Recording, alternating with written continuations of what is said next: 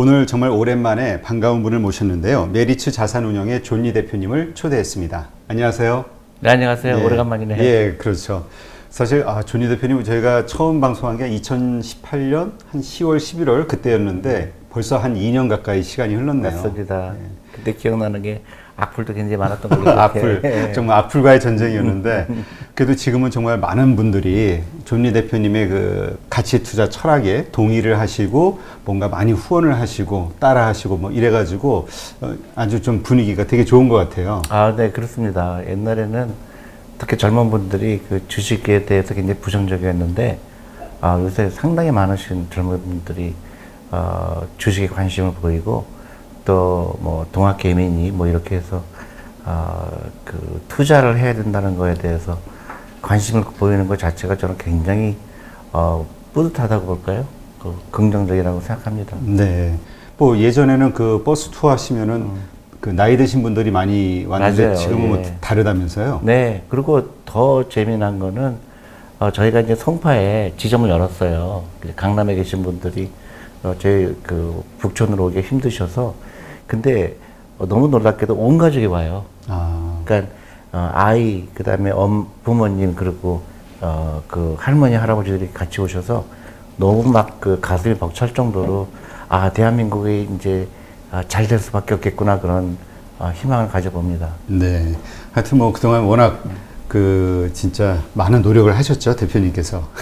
하여튼 이제 그럼 열매가 이제 좀 거두어지는 그런 분위기가 시작이 되는 것 같아서 이제 보는 저도 아주 기분이 좋은데요. 네, 감사합니다. 네. 예. 지금 근데 어쨌든 시장은 지금 되게 변동성이 강하고 네. 또 많은 분들이 그것 때문에 고민을 하면서 걱정도 하고 그러는 상황이라 관련된 질문을 좀 드리도록 하겠습니다. 네, 예. 지금 뭐 올랐다 내렸다 3%대 막 이런 게 반복이 되다 보니까 이 변동성 때문에 많은 분들이 이젠 끝물 아니야? 팔아야 되는 거 아니야? 이런 생각을 많이 하거든요. 어떻게 생각하시나요? 저도 모르죠, 그거는. 근데 그 변동성 말씀하셨는데 네. 변동성은 항상 있어 왔어요. 그리고 그게 이제 한 달을 보면 굉장히 변동성이 매일매일 보면 변동성이 굉장히 많아 보이고요. 또 한 달을 보면은 그 별거 아니구나 생각하고 6개월을 보면 이게 그래프가 이렇게 막 샤프하던 게 두리뭉실해지죠. 네. 그다음에 1년, 2년을 보면 아무것도 아닌 거를 그 짧은 기간에 보면 변동성이 굉장히 많아 보이죠. 그러니까 우리가 그 투자를 좀 단기적인 관점에서 보기 때문에 이제 그런 그렇죠. 매일이 보인다는 거죠. 그렇죠. 예를 들어서 오늘 3% 오르고 또 내일 2% 떨어지고 또 그 다음날 1% 올랐다가 또 마이너스 2% 됐다가 뭐 정신 차릴 수가 없죠. 근데 한 달 지나 보면 1% 올랐거나 2% 떨어졌거나 그거예요. 근데 좀 이제 그다가 이제 한 5년으로 보고 10년으로 보면 그게 굉장히 완만하게 되죠. 근데 주식은 결국은 펀더멘털이 좋은 주식을 고르는 게 좋은 투자 방법이지 변동성을 맞추려고 하면은 실패가 될 수밖에 없다. 제가 그렇게 생각합니다. 네.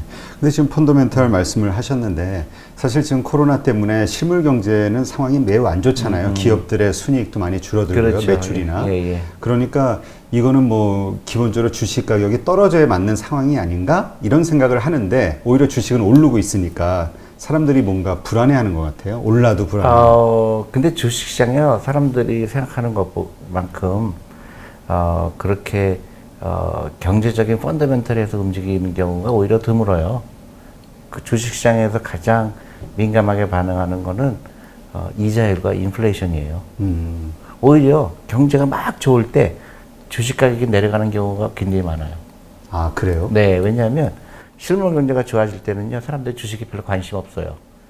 빨리 가게도 더 열고 싶고, 사업해야 되니까. 투자도 하고 싶고, 돈이 막 필요해요.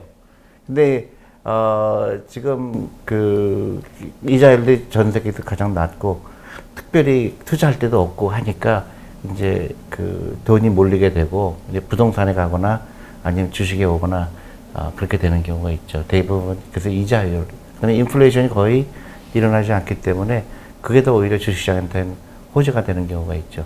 그 다음에 또 하나 이제 아까 어닝스 말씀하셨는데 이제 회사의 이익이 확 줄어들었잖아요. 네. 뭐 20, 30% 줄어들었는데 이게 영원하지 않을 거라는 생각을 하는 거죠.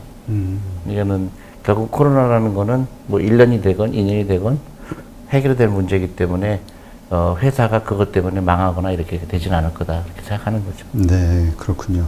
그러면 지금 뭐 현재까지는 그렇다 쳐도 이제 지금 2차 팬데믹에 대한 우려가 뭐 현실화되는 거 아니냐 걱정이 점점 커지거든요. 맞습니다. 유행 재확산되고 예. 지금 저 어디서 어떻게 걸릴지 모르겠어요. 예전에는 숫자가 좀 작았는데 지금 너무 커지다 보니까 그러다 보니까 이게 더 심각해지는 거 아니냐. 이번에는 첫 번째는 어떻게 버텼지만 네, 네, 두 번째는 다 무너지는 거 아니냐. 맞습니다. 예. 예. 이런 걱정하거든요. 근데 그게 이제 항상 주식 투자할 때는 그런 걱정거리가 이번에는 코로나지만 항상 걱정거리가 없을 때가 없어요. 사실 아시다시피 이 걱정이 없으면 다른 걱정이 또 있죠. 근데 이제 이때 조심하는 게 그럼 어떻게 해야 되느냐 이제 그게 철학이 필요하죠. 아 여태까지 내가 예를 들어 좀 돈을 벌어놨는데 이거를 팔았다가 기다리는 게 좋지 않을까? 아니면 이럴 때 어떻게 해야 되나? 그럴 때 이제 여러 가지 어드바이스를 하죠. 어떤 사람은 일단 팔았다가 좀 관망해라. 그런 사람도 있고, 어떤 사람은 위험하니까 다 팔아라. 또 어떤 사람은 이때가 살 기회다. 종잡을 수가 없죠. 그렇죠. 예. 그래서 제가 항상 얘기하는 게 안 파는 기술이 중요하다. 안 파는 기술. 예, 그게 항상 fully invest 해라. 내가 월급의 10%를 투자했다든가 아니면 내가 노후 작업을 했다 할 때 이런 노이즈에서 벗어나라. 결국은 시간이 지나가게 돼 있고 내가 알 수 없는 거에 대해서 내가 행동을 하게 되잖아요. 네. 예를 들어 주식이 올라갈 건지 내려갈 건지 또 2차 팬데믹 때문에 폭락이 될지 아무도 모르는데 모르는 사실 가지고 내가 베팅을 하는 거는 좋은 방법이 아니다. 풀리 인베스트 해라. 다만 꾸준히 사는 게 중요하겠죠. 내가 어떤 룰을 정했잖아요. 월급의 10%를 하겠다. 아니면 한 달에 뭐 50만 원을 하겠다. 절대로 빚내서 하면 안 되겠죠. 그래 항상 두 가지 중요한 게 있습니다. 자꾸 사람들은 잊어버려요. 마켓 타이밍 하지 마라. 항상 투자돼 있어라. 저도 마찬가지예요. 저도 여러 펀드에 가입되어 있지만 절대 안 건드려요. 근데 항상 건드려서 후회가 되죠. 그래서 그 아트 오브 낫 셀링이라고 그것도 하거든요. 팔지 않는 기술이다. 아, 팔지 않는 기술. 예. 뭔가 파는 게 이제까지는 기술인 것 같았는데. 그러니까 그것 때문에 되게 실패하죠. 어떤 사람은 주식을 사자마자 언제 팔을까 걱정하죠. 오늘 내가 어떤 주식을 5만 원에 샀는면 사면은 이제 7만 원 되면 막 그지그지하죠. 팔라고. 근데 그거는 좋은 투자 방법이 아니죠. 그게 쉽지가 않아요. 근데 그게 보통 그 아마추어 투자라든가 아니면 소액 투자뿐만 아니라 펀드 매니저들도 마찬가지예요. 그런 유혹이 생기죠.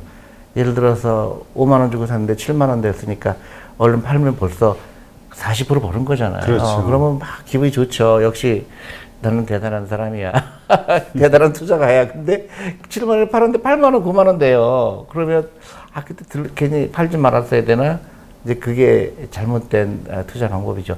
물론 5만 원 산 게 7만 원 됐다가 다시 5만 원 되기도 해요.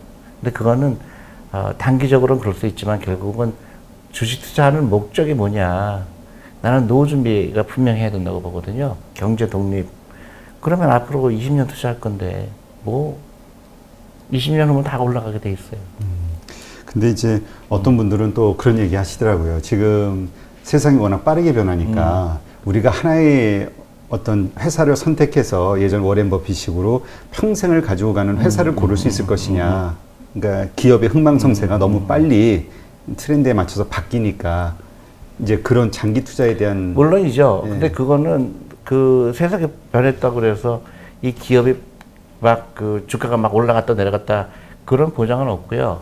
예를 들어서 그 어떤 같은 기업이라도 그런 새로운 부에 창출할 수 있는 거를 빨리 포착하는 기업은 더 많이 돈을 벌을 것이고 그렇지 못한 기업은 도태가 되는데 어쨌든 그 내가 그 어떤 주식을 갖고 있을 때 무조건 팔지 말라는 얘기는 아니고요. 많은 사람들이 오해를 하시는데 그 모니터링을 해야죠. 계속 봐야 되겠죠. 근데 그리고 항상 제가 팔 때가 있다. 단순히 가격을 보고 파는 게 아니다. 사람들은 투자를 가격을 맞추는 기술로 생각을 해요. 내가 5만 원에 샀으니까 이제 타겟 프라이스가 7만 원이니까 7만 원 되면 팔고 다시 또 4만 원 되면 4만 원에 샀다가 또 6만 원에 팔고 이거는 저는 투자가 아니라고 보고요. 내가 어떤 기업을 샀는데 이 기업의 펀더멘털이 되게 좋아서 샀는데 한 3년 갖고 있었는데 회사가 잘 버는데 예를 들어서 우리가 생각하지 못한 어떤 이벤트가 생길 때가 있어요. 아주 스트롱한 경쟁자가 생겼다든가 아니면 이 회사가 어떤 스캔들에 말렸다든가 어떤 브랜드 네임에 굉장히 큰 흥결이 왔다든가 아니면 그 경영진이 좀 이상한 짓을 했다든가 그런 우리가 생각하지 못한 이벤트에서 파는데 그 위에는 팔 이유가 없는 거죠. 근데 너무나 많은 사람들 아직도 가격을 맞추는 걸로 생각을 해요. 네. 그러니까 보통 우리 그 주식 같은 거 애널리스트들이 이제 추천을 하거나 소개를 하면 목표가라는 게 정해지잖아요. 네네네네. 그럼 그거에 대해서는 좀 다른 생각을 갖고 계시겠네요. 아니, 그러니까 목표가, 예를 들어서 이런 얘기죠. 지금 가격이 5만 원인데 7만 원까지는, 이 회사는 7만 원이 가치다. 근데 5만 원에 거래가 되고 있으니까, 5만 원에 사는 게 유리하지 않겠느냐. 그러니까 이 회사 가격이 언더밸류 됐다. 그런 거는 의미가 있는데, 만약에 잘못된 거 7만 원 되면 팔아라는 얘기가 아니에요. 보통 사람들은 그렇게 생각을 하거든요. 그렇죠. 그 7만 원, 그러니까 7만 원 가치에 왔다는 거지. 7만 원에서 이제 9만 원이 되고 9만 원이 10만 원 되는 거죠. 그러니까 우리가 예. 목표가를 딱 봤을 때는 그러니까 증권사에서 나오는 어떤 목표가들을 봤을 때는 그거에 가까우면 팔아야 된다가 아니라 그렇죠. 그 정도의 가치가 현재 있는 것이다. 그렇죠. 이게 이 회사의 그 펀더멘털 밸류는 7만 원인데 시장에서 5만 원에 판다고 있으니까 이거를 사시면 7만 원에 도달할 거다. 이런 얘기인데 근데 증권에서는 뭐 그런 의미도 있을 수 있어요. 팔아라. 그러고 딴 데 또 언더밸류 됐던 거를 또 골라서 사면 되지 않느냐. 그 자꾸 트레이딩을 부추기는 거거든요. 증권사는 많이 팔아야 네, 수수료가 네, 나오니까. 네. 그리고 증권사는 어떻게 뭐라 그럴까요? 아주 그 원래 샀다 팔았다 하는 거를 그 뭐라 그럴까요? 그 권장하거든요. 그러니까 요거에서 요걸로 옮겨라. 그리고 요거에서 팔고. 근데 굉장히 그럴듯하지만 대부분 그것 때문에 실패를 하죠. 네. 그러니까 그런 것도 있죠. 또 그런 증권사뿐만이 아니라 그 많은 전문가들의 그 말에 의해서 투자자들이 어떤 주식을 살 때는 스스로 이익 실현 목표가를 또 정하잖아요. 그러니까요. 예. 예, 그러니까 이것도 그럼 잘못된 거네요. 저는 잘못됐다고 생각하죠. 그건 가격을 맞추는 거잖아요. 결국은 마켓 타이밍이에요. 그러니까 우리가 골프를 칠 때 미국의 골프 선수들 보면 이 스윙 폼이 다 틀리죠. 네. 어떤 사람은 뭐 어떻게 하여튼 뭐 여러 가지인데 딱 두 가지 지키는 게 있죠. 고개 들지 않는 거, 그죠? 그 다음에 손으로 안 치고 허리를 쥐죠. 네. 똑같아요. 주식 투자에서 반드시 해야 될 걸 롱텀. 그 다음에 그 분산 투자. 그리고 노 마켓 타이밍. 그런 몇 가지 룰을 지키기만 하면 그게 좋은 투자 방법이죠. 네. 근데 그걸 하지 않고 막 하게 되면 이제 그때부터 무너지는 거죠. 사실 뭐 여러 이유가 있죠. 딱 보면은 더 분위기가 빠질 것 같으니까 진짜 말씀하신 더 낮은 가 지금 팔고 낮은 가격 네, 주수가 네. 늘어나잖아요. 예, 예. 그러니까 그 더 이익이라는 생각 할 수도 있고. 그렇죠. 그럴듯해 보이지만 인간은 못 맞춘다. 그러니까 자기가 알지 못하는 거를 알려고 하는 순간 그때부터는 도박이죠. 네. 그러니까 도박과 투자의 정확한 그게 그 구별되는 선이 그거예요. 그러니까 그러니까 뭐죠? 볼러틸리티죠. 그 변동성은 절대 맞출 수 없다. 오늘 주식이 어떻게 될지 내일 주식이 어떻게 될지 알 수 없다. 다만 리스크는 내가 컨트롤할 수 있다. 리스크라는 거는 이 회사가 내가 투자했을 때 한 10년 후에 보니까 회사가 상장 폐지된다든지 아니면 정말 아주 형편없는 가격으로 내려간다든지 그게 리스크잖아요. 그건 컨트롤할 수 있다. 왜냐면 리서치가 있거든요. 우리가 회사에 대해서 찾아가 보기도 하고 여러 가지 인터넷을 찾아보기도 하고 이 회사가 이 회사가 만드는 제품이 좋구나. 이 회사가 만드는 이 회사의 그런 브랜드 네임이 굉장히 좋구나. 그걸 갖고 투자하잖아요.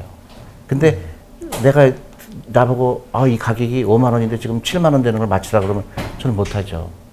그건 알 수가 없어요. 단기적으로 5만 원이 될 수도 있고 4만 원이 될 수도 있고 그냥 저보고 그거 맞추라 그러면 저는 미안하지만 그거 못합니다. 근데 내가 이 회사를 5년, 10년 동안 갖고 있으면 돈 벌 것 같습니다. 이 얘기는 할 수 있죠. 네. 그러니까 리스크와 그 변동성을 반드시 구별해라. 그래서 그 팔고 싶은 마음을 억제하고 이러저러한 뭐 나름대로 타당한 이유로 팔고 싶어하는 여러 가지 상황들을 이겨내는 게 필요하니까 그게 기술이라고 말씀. 그게 아트예요. 근데 대부분의 사람들은 가격을 가지고 팔려고 그래요.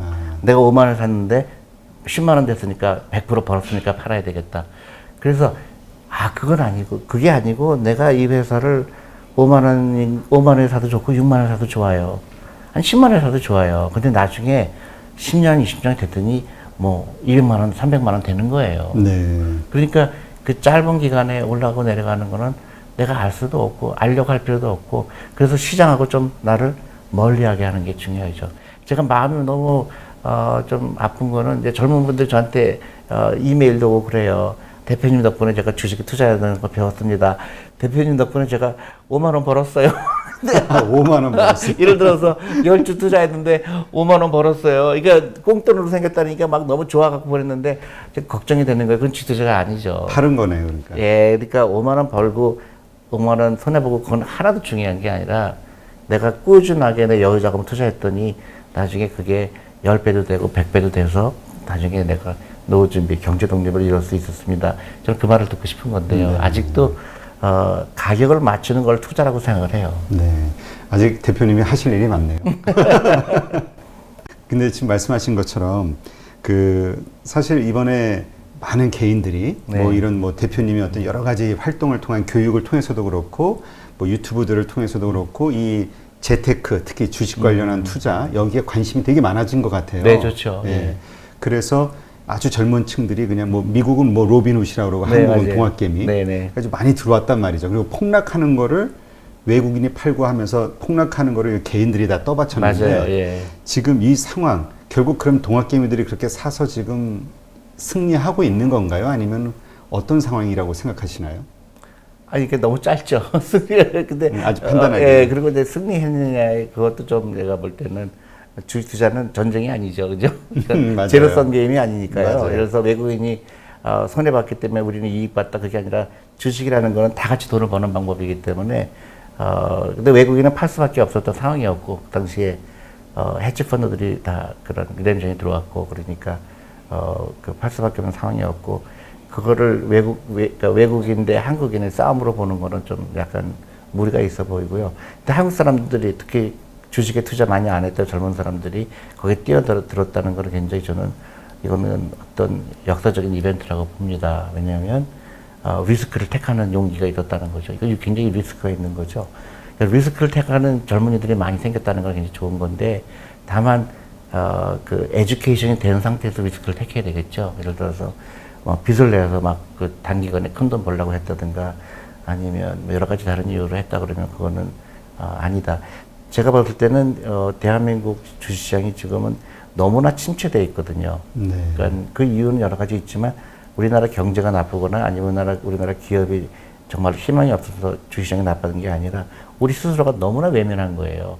전부 외국의 ETF에 투자하겠다 그러고 한국 투자는 안 하겠다 그러고 대부분의 사람들 주식 투자하면 안 된다고 얘기하고 있고 저는 한국 주식시장이 굉장히 업사이드가 있다고 보거든요. 저는 다른 시장보다도 한국 시장이 그 여러 가지 펀더멘트를 봤을 때는 굉장히 앞으로 올라갈 가능성이 큰데 이 젊은 분들이 동학개미가 누가 그런 얘기 하더라고요. 그 굉장히 좋은 단어인데 마중물 역할을 했다고 하더라고요. 네. 그러니까 큰 홍수가 되기 위해서 물을 퍼야 되는데 처음에 우물이 나오게 하기 위해서 마중물 역할을 했다는 저는 그게 굉장히 좋은 표현이라고 생각하는데 앞으로는 어떤 일을 해야 되냐 정부가 나서야 돼요. 이거 한국의 잘못된 금융 질서 그게 굉장히 왜곡되어 있거든요. 근데 일본처럼 주식에 투자하면 안 된다는 생각이 굉장히 강하고 퇴직연금이 거의 다 은행 예금에 들어가 있고 그 주식에 돈이 안 들어가 있고 또 연기금조차도 한국 주식에 투자 안 하겠다는 거를 너무 쉽게 발표해 버리고 이게 저는 도저히 이해가 안 가는 것들이거든요. 근데 이거는 이제 룰을 좀 바꿔야 되고 그다음에 기업 지배 구조 이 젊은 사람들이 들어오는데 그 아까운 돈이 들어왔는데 그거를 헛되지 않게 하는 정부의 노력이 필요하다고 봐요. 그래서 기업인들도 이제 그 돈을 투자한 돈을 소중히 여겨야 되고 그리고 특히 이 코로나 때문에 많은 어려움이 있지만 이게 우리의 정신적인 혁명을 일으킬 수 있다고 봐요. 그래서 그동안 잘못된 생각, 그 다음에 우리 한국에 대한 정말로 냉정한 우리 한국이 갈 길이 어디냐. 앞으로 10년, 20년 후에 한국의 미래는 뭘까. 성찰할 수 있는 기회를 알게 됐다 그러고 이게 주식시장이라는 굉장히 큰 자본시장이 뭔가, 그 다음에 노후 준비, 그 다음에 여러 가지 우리 생각하는 거를 다시 한번 점검하는 기회가 됐다고 생각하고 그 젊은 사람들이 이끌었다는 데에 대해서 저는 너무너무 감격스럽다고 생각하죠. 네. 근데 이제 이런 좋은 분위기가 이렇게 잡혔을 때 이 들어온 분들이 뭔가 수익을 내고 뭔가 잘 돼야 이게 더 확산이 되는데 물론이죠. 예, 여기서 만약 또 삐끗하면 이거 오히려 또 역시 주식은 네, 안 되고 네, 떠나는 네, 네. 더 분위기가 안 좋아질 것 같다는 걱정하는 분들도 있거든요. 걱정하죠. 저도 일면 걱정되긴 하는데 끊임없이 교육하죠. 주식의 단기적인 볼러터리티, 단기간의 변동성은 당연히 있는 거다. 날씨가 비가 올 때 있고 눈 올 때 있고 당연히 온다. 나중에 햇볕 온다. 믿어라. 계속 가르쳐 줘야 되죠. 그 다음에 기업은 계속 돈 벌려고 노력을 해야 되고 주주들에 대해서 잘 뭐라 그럴까요? 그 주주를 정말 주인으로 출입하고 대접하고 그러는 게 정말 자본주의의 그 꽃을 피우게 되는 거고 저는요 훨씬 더 꿈을 크게 갖고 있어요. 한국이 만약에 이번 코로나를 통해서 그런 그 정신적인 혁명이 일어날 수 있다고 보면 저는 대한민국의 경제력이요 세계에서 3번째가 될 수 있다고 생각합니다. 아, 왜 그렇게 생각하시는 거죠?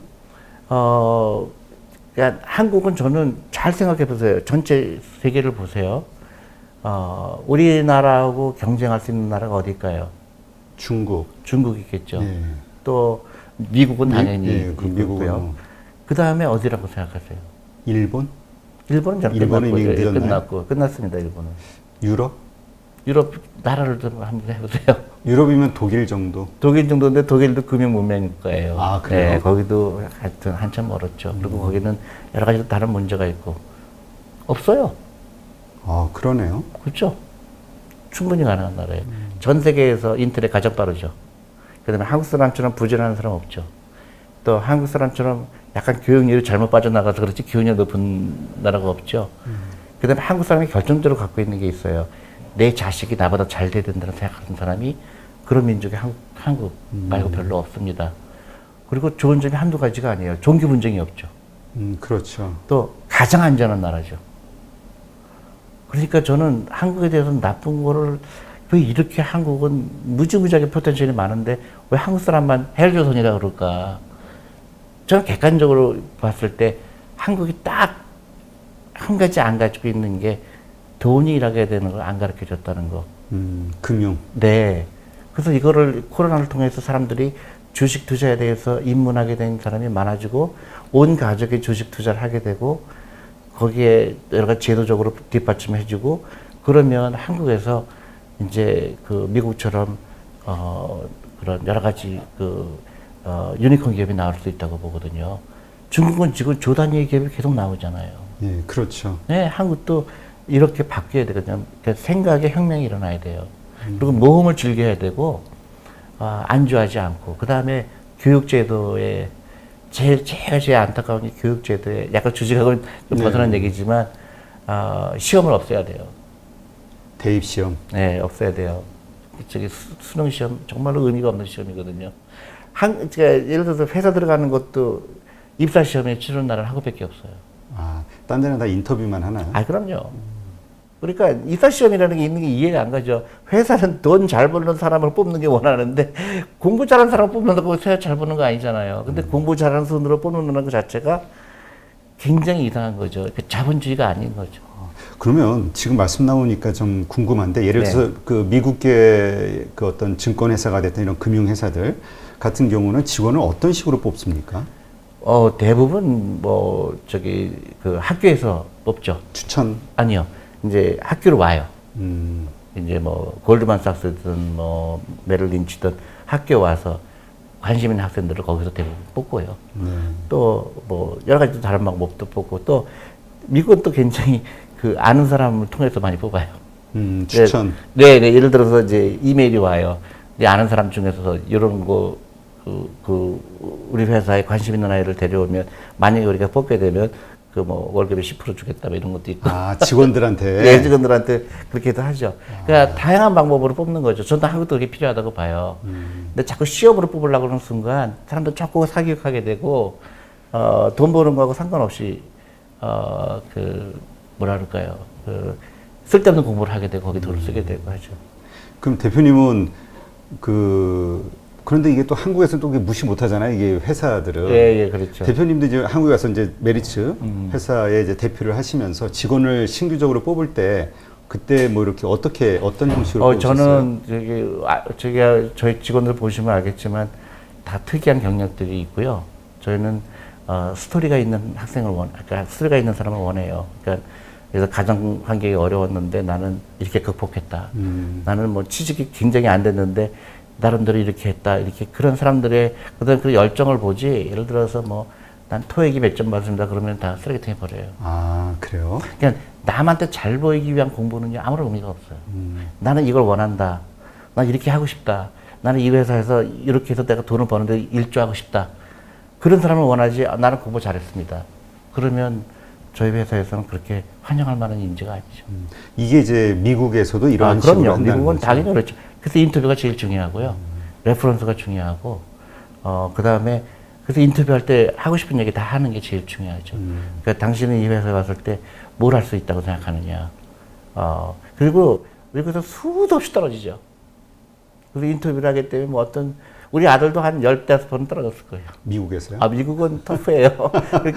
그러니까 그거를 생략하는 게 한국은 시험으로 대체하거든요. 그러니까, 사실은 그게 어떤 자본주의적 사고방식은 아니죠. 우리는 이력서 가지고 네. 학력이라든가 네. 이런 거 가지고 다 미리 그렇죠, 판단해 버리니까. 그렇죠. 근데 뭐 미국도 아주 특별한 직업, 예를 들어서 정말 엘리트를 뽑는 몇 가지 그런 포지션은 학교도 중요하겠지만 들어갈 때만 학교가 중요하지 그때부터 보지도 않아요. 학점도 보지도 않고. 예. 그러면 근데 이제 이 필기 시험을 보는 담당자들의 회사의 입장은 실력 있는 사람, 그러니까 기본 실력 있는 사람을 뽑고 싶어 하기 때문에 그게 가장 무난한 게 아닌가 이런 생각을 할 수도 있잖아요. 그렇지만 예를 들어서 정말로 아주 치열한 경쟁이 있는 사회라면은 그거를 보지 않겠죠. 그러니까 이 친구가 당장 왔을 때 얼마나 열정을 있느냐가 중요하지.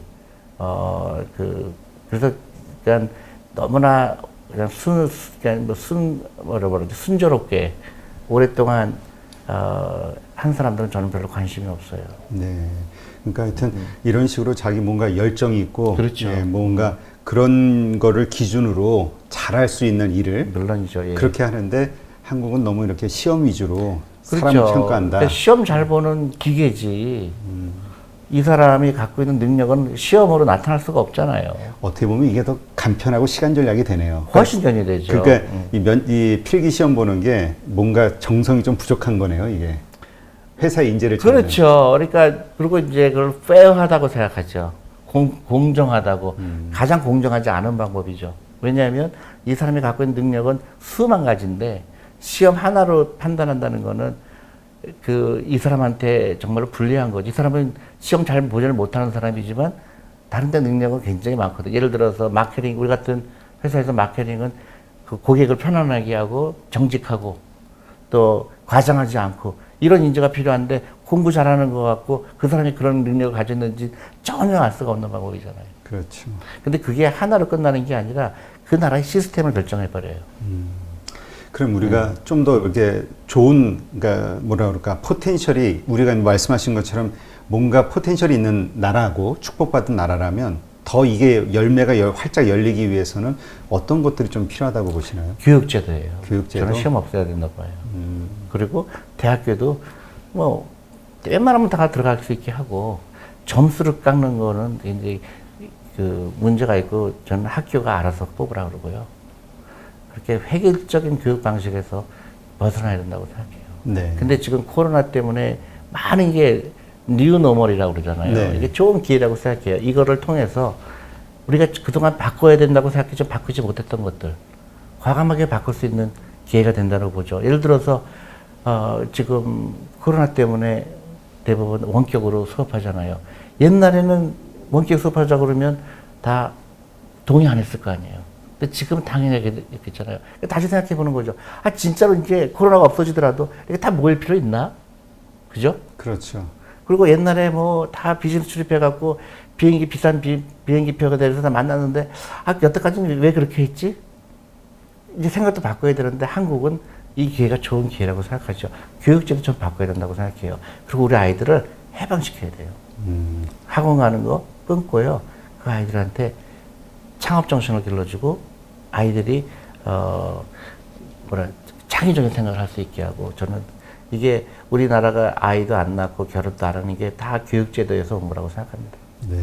그러면 이제 어쨌든 이제 그런 식으로 이제 뭔가 사회는 발전이 돼야 되는 거는 맞고요.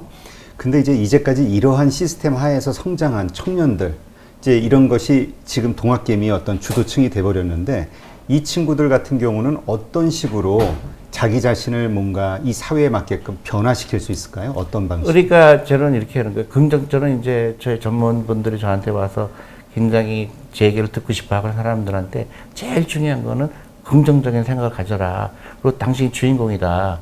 그러니까 여태까지 잘못 배웠던 어떤 잘못된 라이프 스타일을 살았던 거를 바꾸려 노력을 하게 되면 엄청난 미래가 기다리고 있다. 실제로 그렇기도 하고요. 그래서 예를 들어서 그동안 저한테 젊은 사람들이 와서 저한테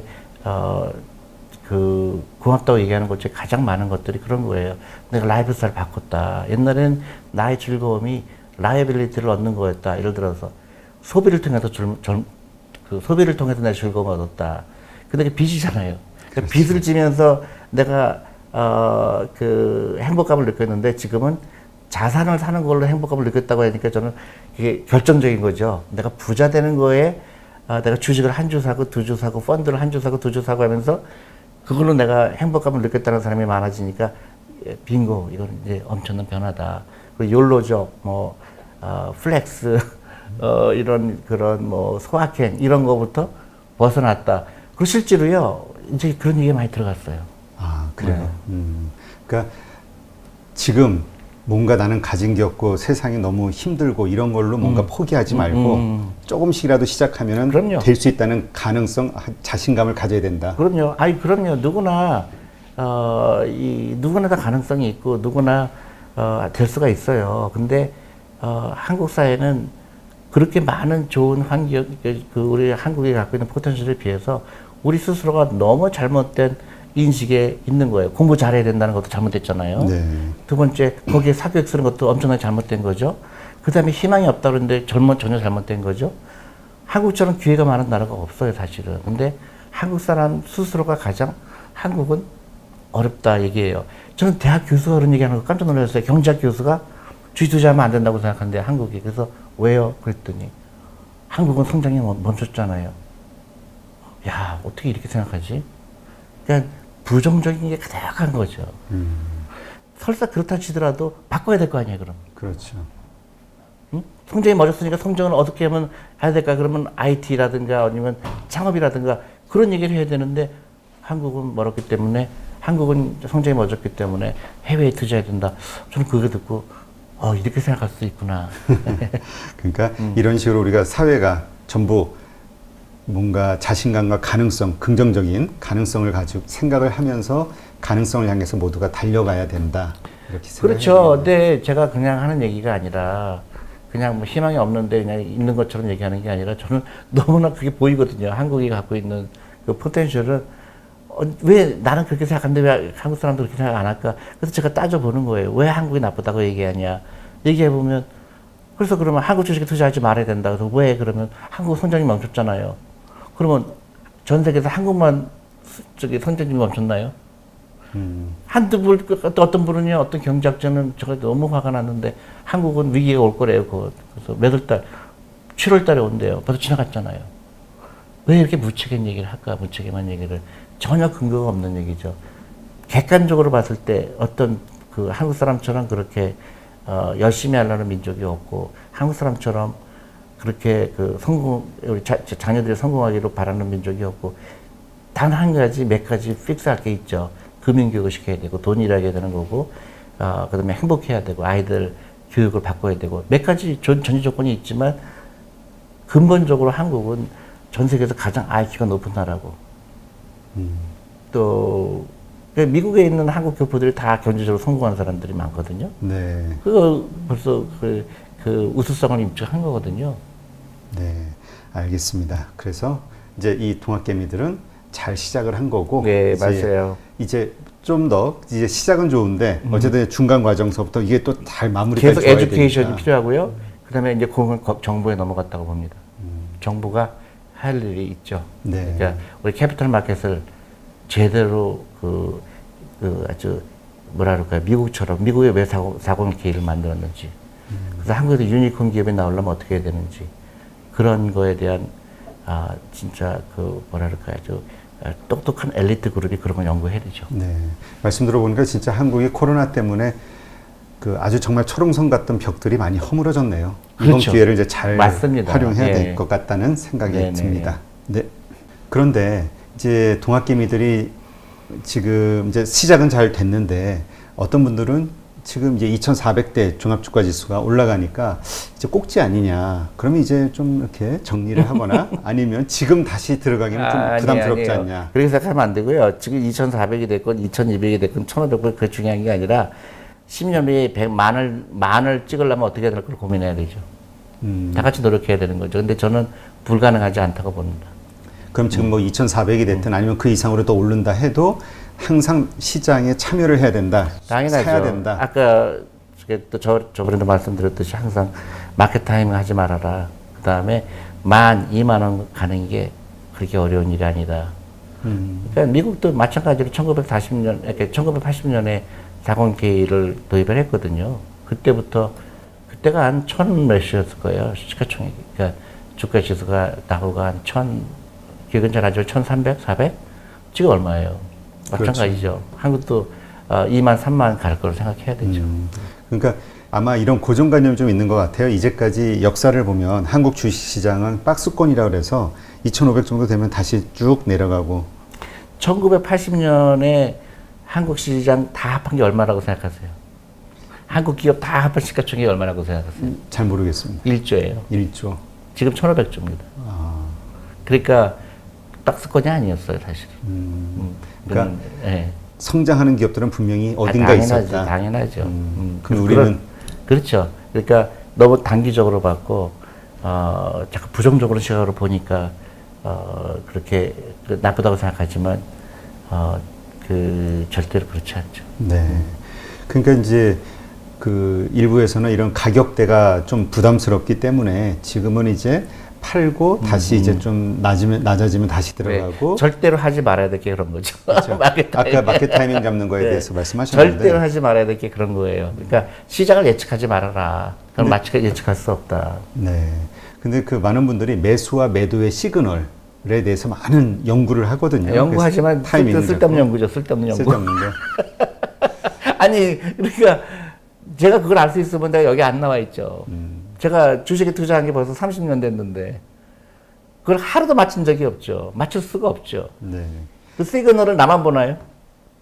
그러면 아까 말씀하셨듯이 주식 매수 타이밍은 내가 정말 투자할 여력이 있을 때 좋은 기업을 발견했을 때 내가 이런 거예요. 예를 들어서 어떤 기업을 내가 이 기업은 되게 좋을 것 같다 연구했어요.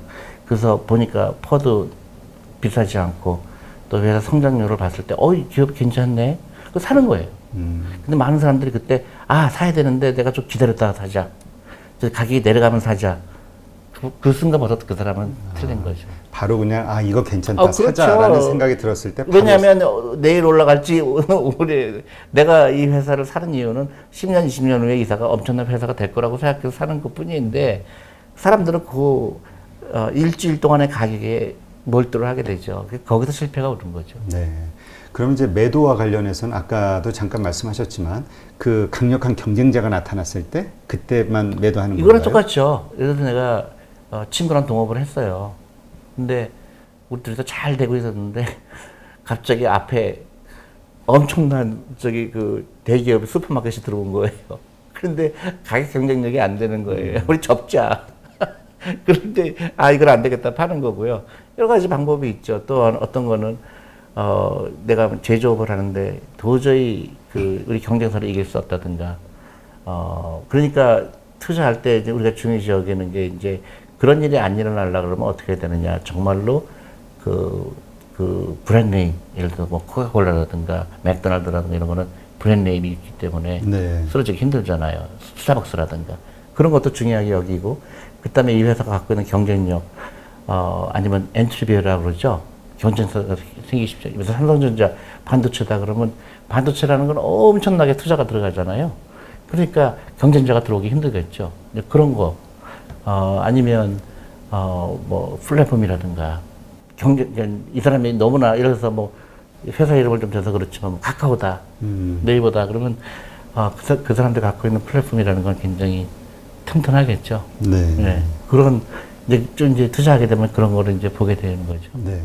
그래서 지금 마침 말씀을 하셨으니까 이 코로나 때문에 갑자기 언택이라는 게 키워드가 화두가 되면서 언택과 관련된 주식들이 막 엄청나게 상승을 했잖아요. 대표적인 게 뭐 카카오, 뭐 네이버 이런 주식들. 그러니까 이게 계기가 되면서 성장주와 가치주에 대한 이 논란이 좀 벌어졌었거든요. 이제는 가치주에 투자하는 것보다는 성장주에 투자해야 된다. 이런 얘기들이 많이 나왔거든요. 아니, 두 개 다 붙으죠. 그러니까 그게 아니라 아니에요. 성장주에만 투자하면 더 많이 그러니까 수 저는 있잖아요. 그게 이게 아니에요. 그러니까 분산하는 거죠. 왜냐하면 지금은 트렌드가 그래서 그렇겠지만은 예를 들어서 밸류는 어디 도망 안 가거든요. 그래서 어떤 회사가 프라이스 오브 0.3이다. 뭐 저는 사죠. 언젠가 될 거다. 이거는 너무 싸니까. 근데 그거를 뭐 이랬기 때문에 이거는 될 거다. 그 과거 5년 동안 이랬기 때문에 앞으로도 그렇게 될 거다. 굉장히 위험한 생각이라고 보죠. 그런 생각하시는 분들의 논리를 하나 보니까요. 그러니까 지금 기회가 됐을 때 성장주는 이게 액션이 빠르잖아요. 상승이. 성장주에 투자해서 성장주를 일단 돈을 벌어서 가치주는 시간이 한참 걸리니까 그 다음에 일로 들어오면 되는 거 아니야? 뭐 이런 생각하시는 분도 있던데. 지금 그게 얕은 생각이죠. 그렇게 시장은 그렇게 그 정도의 생각은 누구나 할 수 있는 생각이죠. 네. 그러면 대표님은 그 우리가 소위 그냥 우리가 알고 있는 그 워렌 버핏식의 그 가치 투자, 가치주 이런 것들에 대한 투자 기준이나 방법 이런 것들이 아직도 계속 유효할 거라고 보시나요? 당연하죠. 그래서 가격의 문제예요.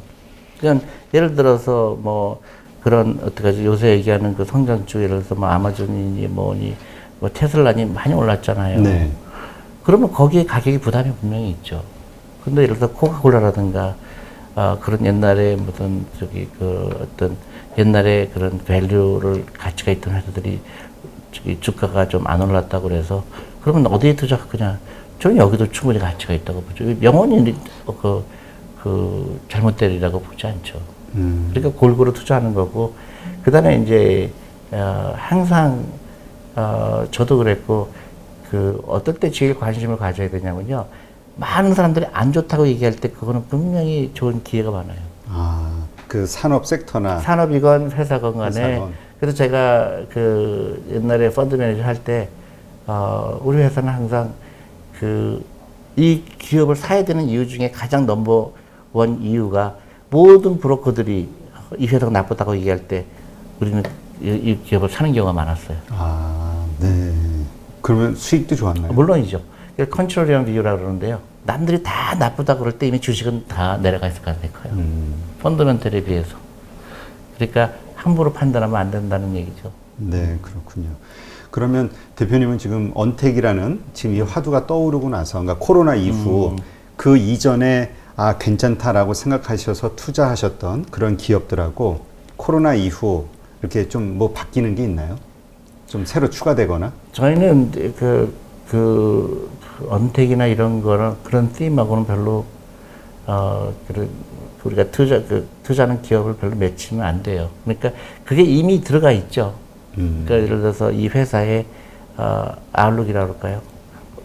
그러니까 미래에 어떻게 된다고 생각할 때 다 그런 게 포함된 거지. 그냥 언테크다. 그래서 이걸 사자 이렇게 하는 건 없죠.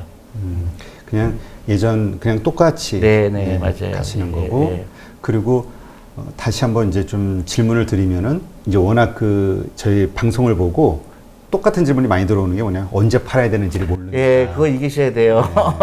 그러니까 주식을 안 파는 기술이라는 거 꼭 기억을 하셔야 돼요. 그리고 손해봐도 상관없어요. 그러니까 내가 누누이 말하지만 많은 투자 습관이잖아요. 그러니까 내가 왜 주식을 사야 되는가 근본적인 질문을 했을 때는 결국은 경제 독립이잖아요. 네. 그러니까 내가 이 기업에 샀을 때는 이 기업이 앞으로 잘 될 거라고 생각해서 사는 거잖아요. 그러면 10년 있다, 20년 있다가 이 회사가 예를 들어서 시가총액이 지금 1,000억이었지만 1조가 되고 2조가 되면 나도 같이 부자가 되겠구나.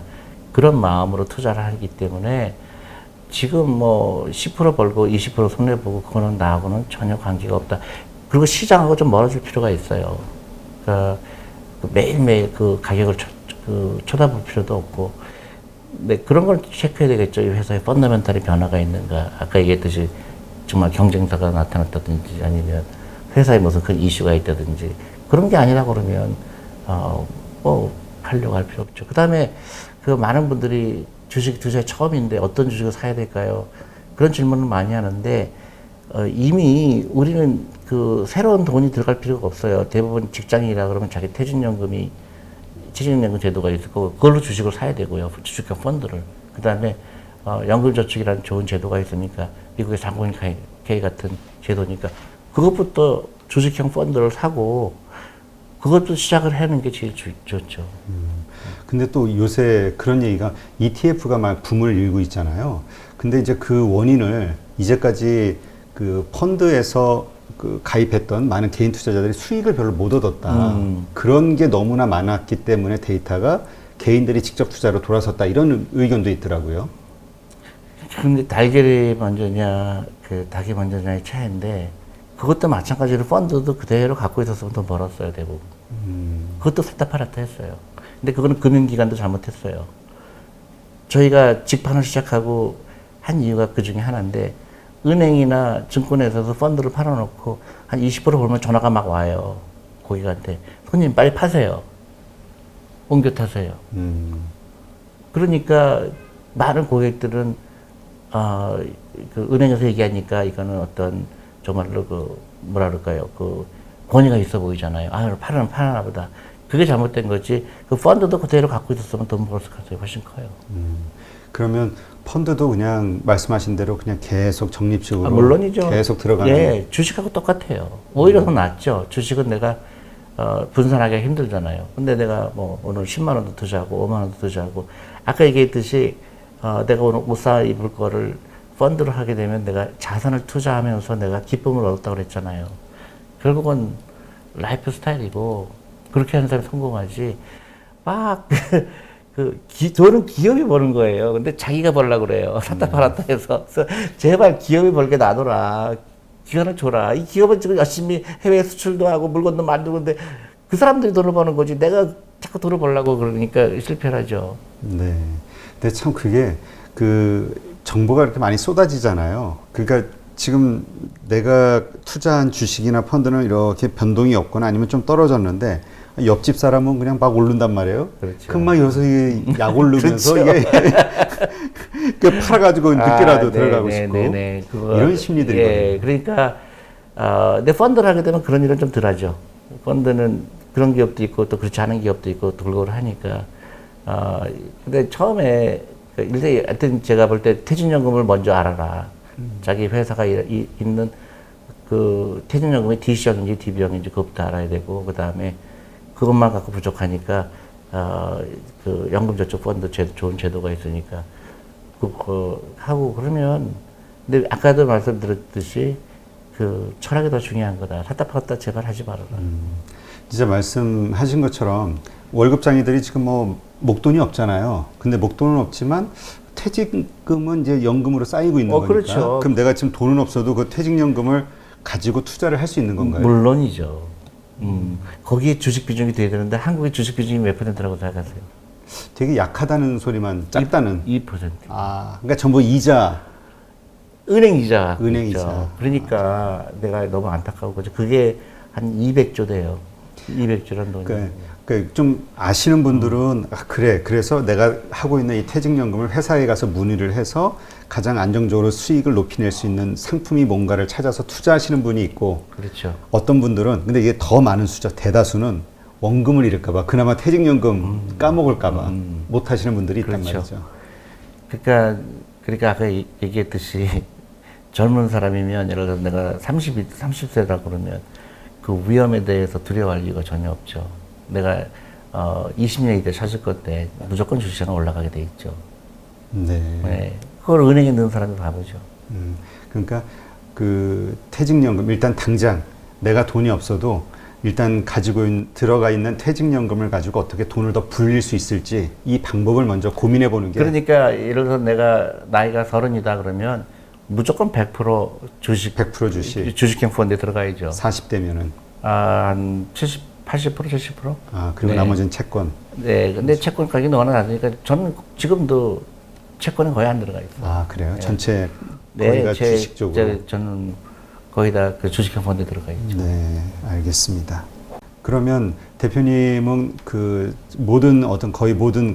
거의 많은 비중이 이제 주식에 들어가 있다고 말씀을 하셨는데, 국내 주식에만 들어가 있나요? 아니면 해외 주식도 저희 있나요? 펀드가 네. 그 해외 예를 들어 저희가 하는 펀드 여러 가지가 있는데 심플 초이스라고 있어요. 그건 주니어 펀드, 아이들을 위한 펀드네. 그거는 100% 주식이고요. 근데 한국 비중이 한 30%, 나머지가 이제 미국, 뭐 중국 이렇게 나눠져 있고, 또 셀러리언 펀드라는 거는 또 채권이 좀 들어가 있고, 결국 전 세계에 투자해요.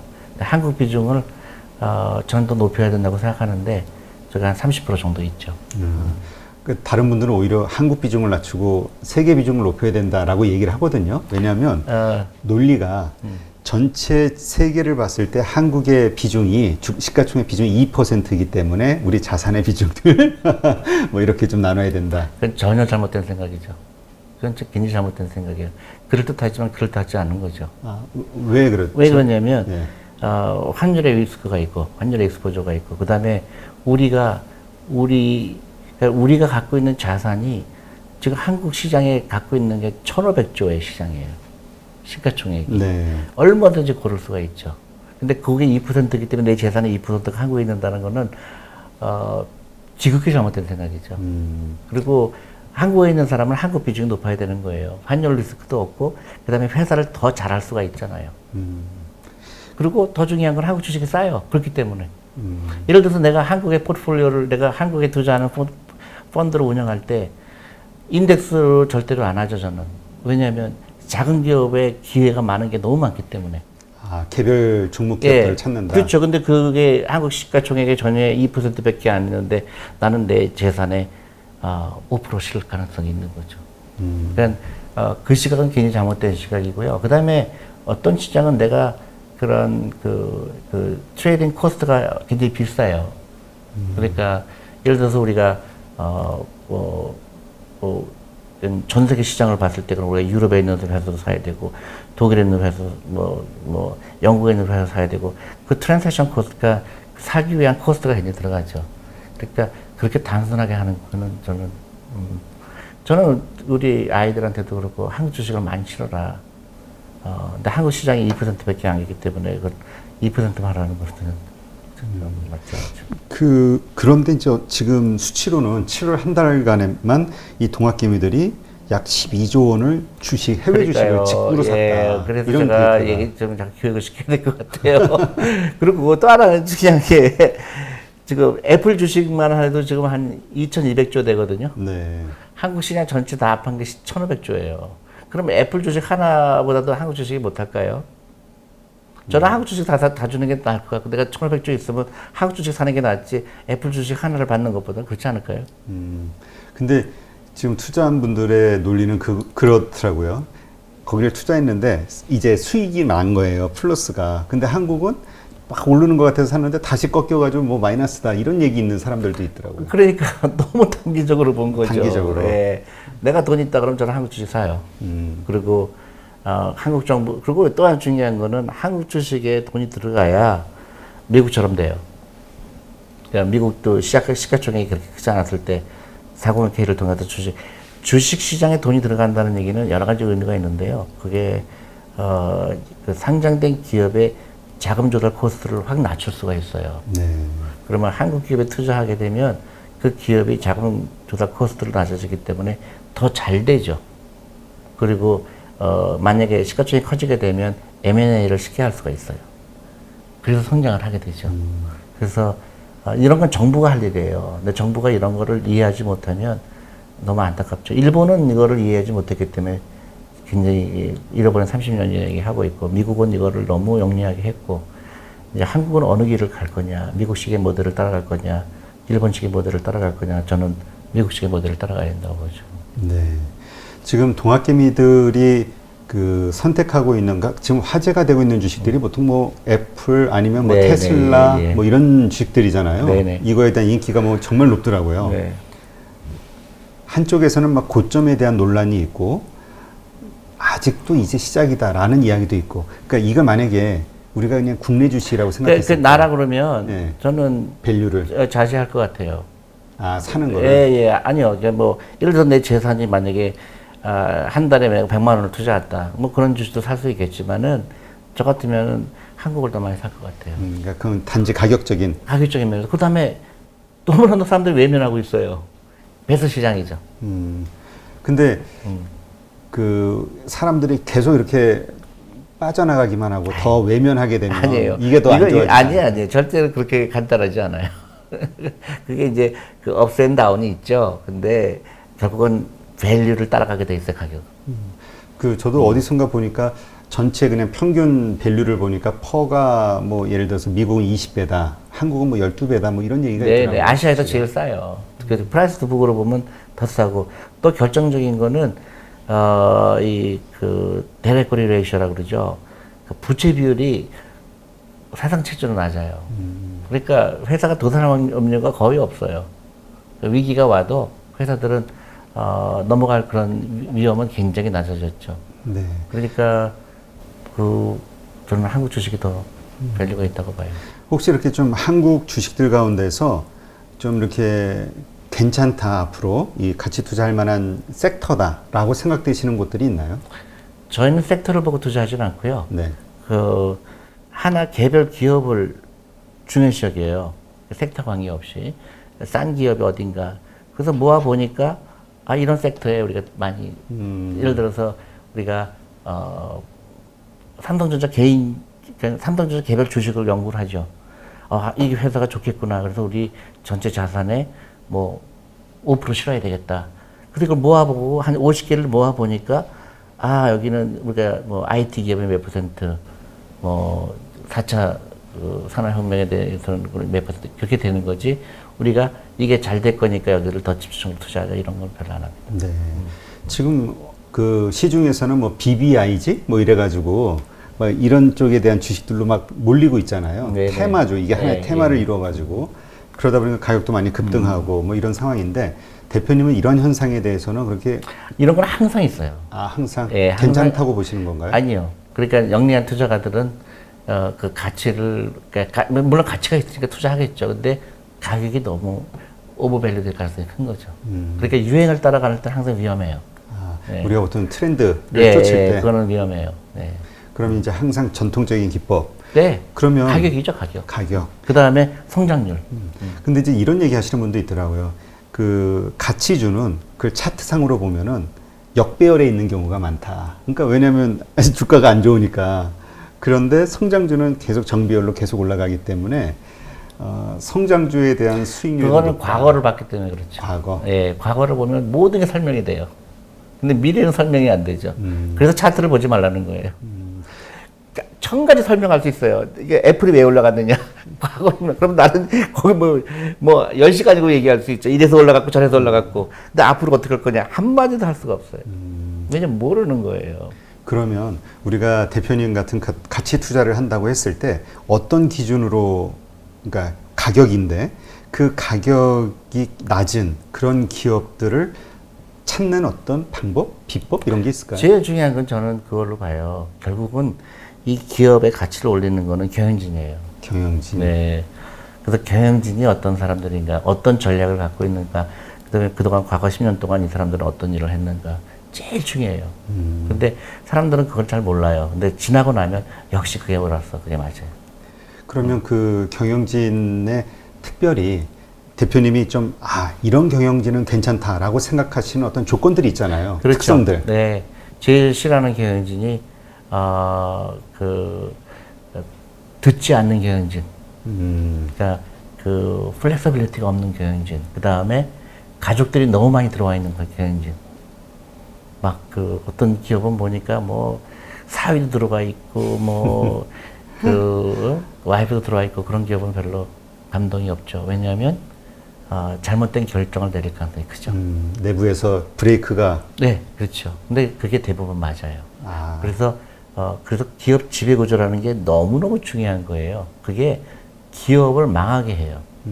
단순히 기업 가격이 올라가고 내려가는 게 아니라 기업을 망하게 하죠. 근데 그 사람들은 몰라요. 왜냐하면 가족끼리만 얘기하기 때문에. 네. 예. 그래서 여성도 들어와야 되고, 다양한 경영진이 들어오는 게 그래서 중요한 거죠. 다른 비유가 필요하거든요.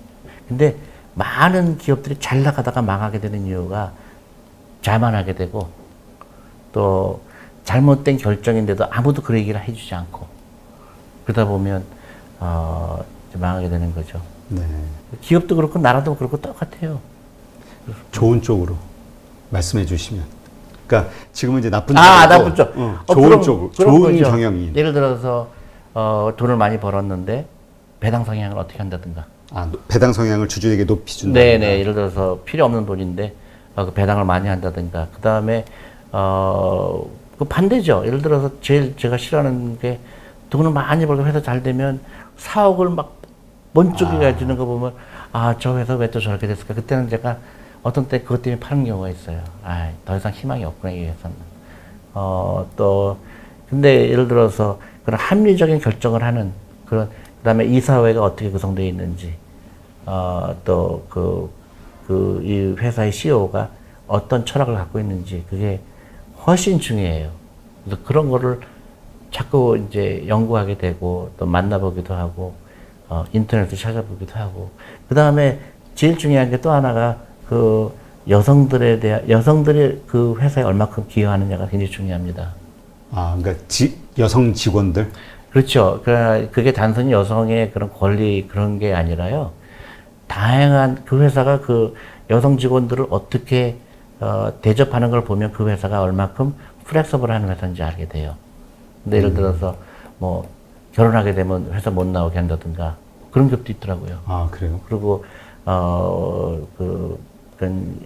똑같은 일을 하는데 남성은 100을 주는데 여성한테 70밖에 안 준다든가 그런 기업들은 좀 걱정스럽죠. 왜냐하면 남성들의 비율만 가지고 운영하게 되면 안 되거든요.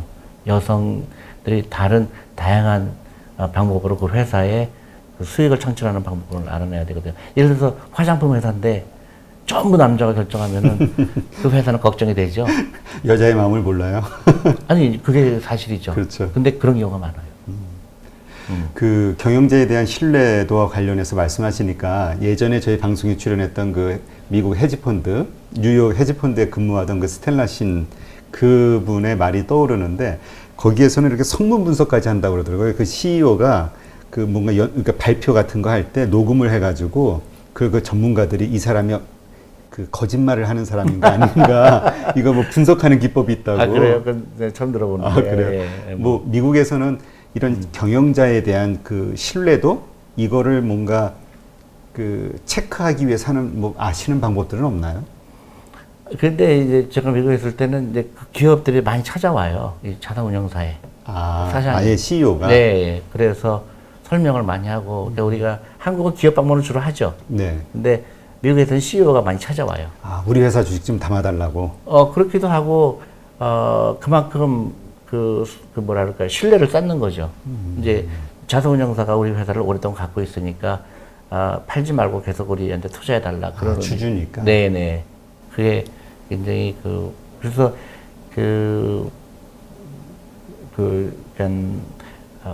경영진의 그 중요성을 미국은 당연히 알죠. 왜냐면 이 회사를 망치는 것도 경영진이고 잘 되게 하는 것도 경영진이기 때문에. 네. 그러니까 결국은 주주에게 그러니까 주주를 위해서 얼만큼 신경을 쓰고 배려하는가가 가장 큰 그렇죠. 요소겠네요. 지금 말씀 들어보니까. 그렇죠. 그리고 실제로 경영할 때 경영진이 얼마큼 오픈 마인드냐, 그게 굉장히 중요하죠.